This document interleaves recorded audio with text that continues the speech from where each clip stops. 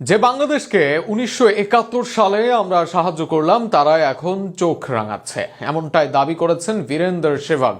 অথচ যুদ্ধের শেষ দিকেই বাংলাদেশে এসেছিল ভারতীয়রা। যুদ্ধের পর ঋণ দেওয়ার কথা মনে করিয়ে দিয়েছেন সেহবাগ।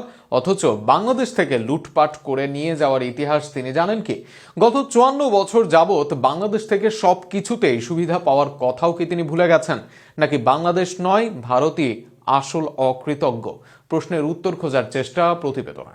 চলমান বিশ্বকাপ ইস্যু নিয়ে বাংলাদেশকে অকৃতজ্ঞ বলেছেন ভারতীয় সাবেক ক্রিকেটার বীরেন্দর সেহবাগ। তিনি বলেন, ভারত বাংলাদেশের স্বাধীনতায় সাহায্য করেছে, অবকাঠামোর জন্য ৬৭,০০০ কোটি টাকা দিয়েছে, প্রতি বছর ১২০ কোটি টাকা সহায়তা দিয়েছে, ক্রিকেটকে সমর্থন দিয়েছে, খাদ্য সংকটে খাবার ও অর্থ দিয়েছে, রোগীদের বিনামূল্যে চিকিৎসা করেছে, নিরাপত্তাও দিয়েছে।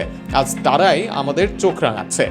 অথচ প্রায় ৪ যুগ ধরে বাংলাদেশের উপর আধিপত্য দেখিয়ে সীমান্ত থেকে শুরু করে বাণিজ্যিক সবকিছুতেই সুবিধা নেওয়ার কথা ভুলে গেছেন এই সাবেক ভারতীয় ক্রিকেটার। দৈনিক আল ইহসানের এক প্রতিবেদনে উঠে আসে, আদৌ ভারত স্বাধীনতার সময়ে সাহায্য করেছে নাকি লুটপাট করেছে। প্রতিবেদনটিতে বলা হয়, ভারত ১৬ই ডিসেম্বর পর বাংলাদেশ জুড়ে নজিরবিহীন লুটপাট চালিয়েছে। ৯৩,০০০ পাকিস্তানি সৈন্যদের ফেলে যাওয়া বিপুল পরিমাণ অস্ত্রশস্ত্র, যার মূল্য ওই সময় ছিল ৬৭,০০০ কোটি টাকা, তার সবই ভারতীয় আরদালি বাহিনী ১৫টি বিশাল জাহাজে করে বাংলাদেশ থেকে লুট করে নিয়ে যায়। অথচ সেই অস্ত্রের মালিকানা ছিল পুরোপুরি বাংলাদেশের।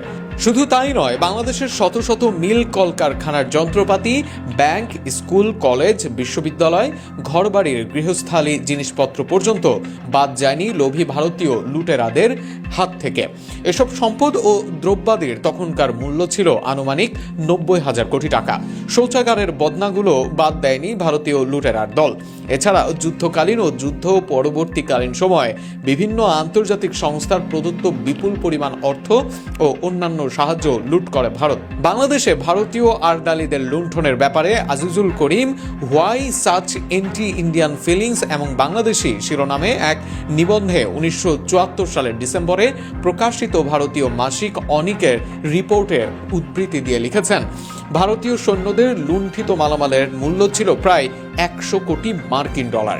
এই সব কিছুই হয়তো জানেন না সেহবাগ, কিংবা জানেন, তবে তাদের এই উদ্বিগ্ন হয়ে যাওয়া এতটুকু অন্তত নিশ্চিত, বিসিবি ও বাংলাদেশ সরকারের এই সিদ্ধান্তে বেশ নড়বড়ে মনে হচ্ছে ওপারের আধিপত্যবাদীদের কাছে।